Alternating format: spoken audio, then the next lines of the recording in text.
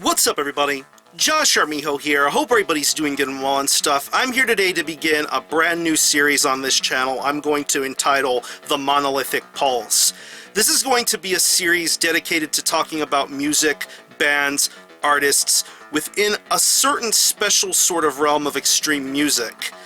And by that, I'm talking about dark ambient, power electronics, harsh noise, pretty much extreme music that doesn't necessarily fall into metal in a sense, but something completely different. This channel has always been a forum for talking about metal, and has always been metal exclusive.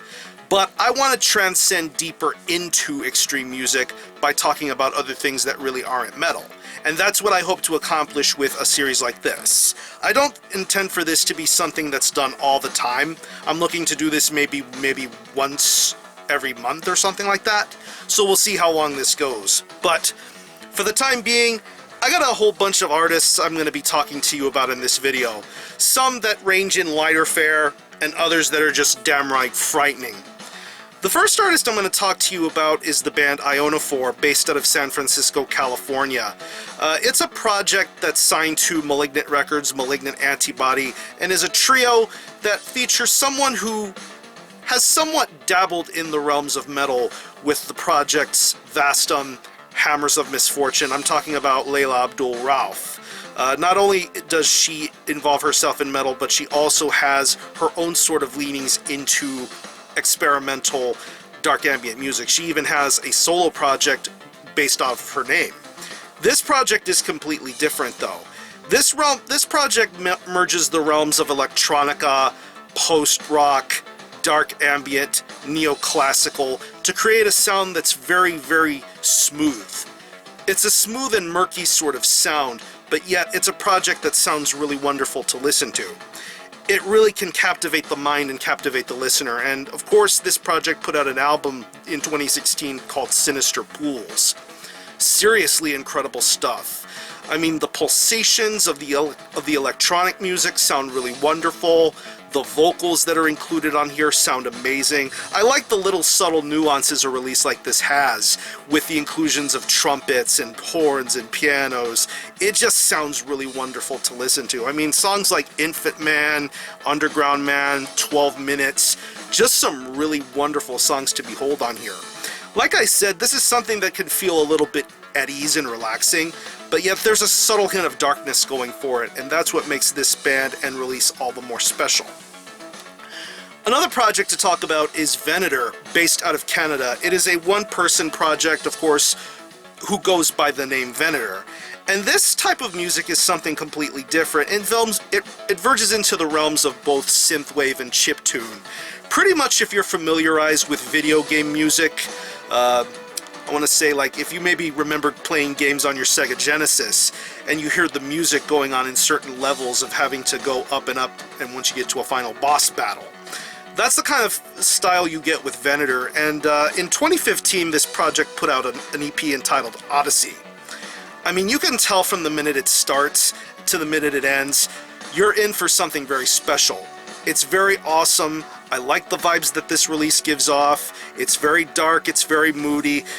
It's just a relaxed sort of environment for a release like this. But you can tell that music like this gets influences not just from the realms of video games, but also classic 1980s movies, action thrillers, horror movies. There's even a subtle metal influence going on with a project like this. I mean, of course you know some of the bigger players in this sort of music style like Perturbator or Ghost look to metal in certain influences in the sound. You can't really tell that metal is influence, but it's there. On songs like Uprising, Nemesis, you get those instances right away, and I think it's really a joy to listen to. And I'm looking forward to hearing what more this VENATOR project has to offer, because I think it's very, very entertaining. Another project that has some more electronic vibes is a little bit on the local front, and I'm talking about CALICO Club. Based out of San Antonio, Texas. Yeah. Sticking in the realms of synthwave and electronic music, but this has a little bit more of a darker post-punk vibe going for it. almost a dark disco edge, if you will. They put out an EP in 2014 called Permanent Night, and then this year put out a 2-track demo release, which pretty much continues on with the type of vibes this project was putting out.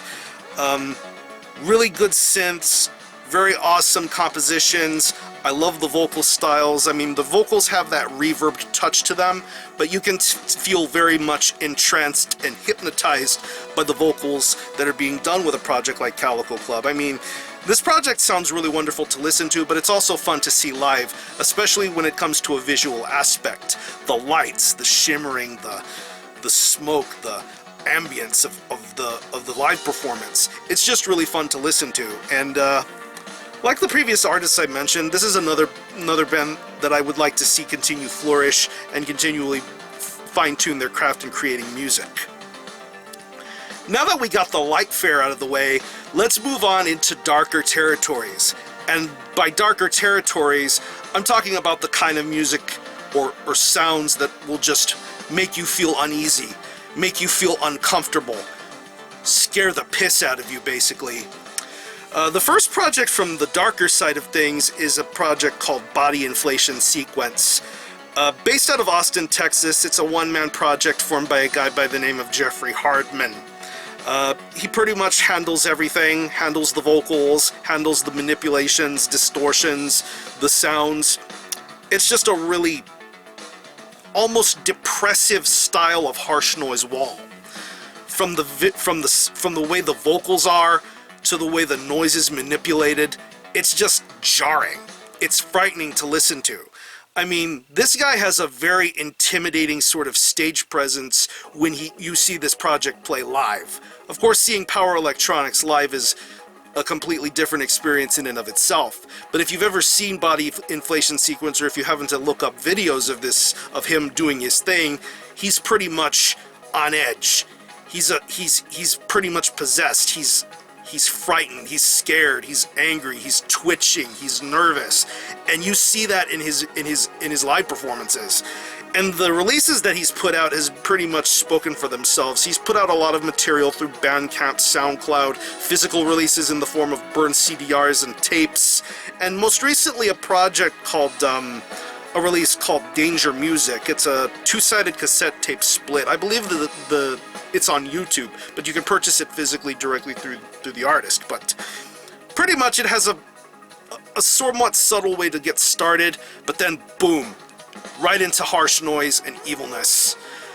Vocals are insane, the noise and distortion is just frightening to listen to.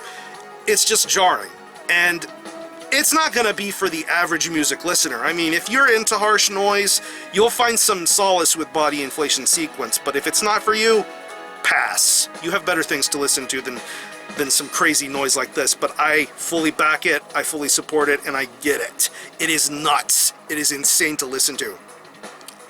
Another project that dabbles in the realms of harsh noise wall is a project from somebody that I hold near and dear to my heart. And the project I'm talking about is Eating Scabs for Protein. Pretty much a similar sort of power electronics band, harsh noise wall, very complex sort of stuff. One-person project, 7 queso. For those of you who have been subscribed to me since the very, very beginning, you probably know who I'm talking about. He used to dabble in the realms of YouTube in the forms of music reviewing, vinyl collecting, under the pseudonyms Yak Sniffer and Wax Grinder. He's since then gone on to fine-tune his craft as a musician. He played with his brother in a band called Hiroshima Vacation, but since then has transitioned into more darker, noisier territories. He has a project called Scab Addict, and this project, Eating Scabs for Protein, pretty much dives into the more visceral, eviler sort of styles of harsh noise and power electronics, through the forms of many split and EP releases, single song releases. It's not noise for the sake of noise sake. This is noise that definitely has suspense and build-up. That's what I enjoy a great deal about Eating Scabs for Protein. The noise is textured, structured, very well planned out, and the build-ups are insane. This project recently put out an EP called Underneath the Visual, self-released, and basically a two-part track entitled Layers Are Removed. Just the way those two songs are set together, they go together very well. They go together very well. It's scary, it's nasty.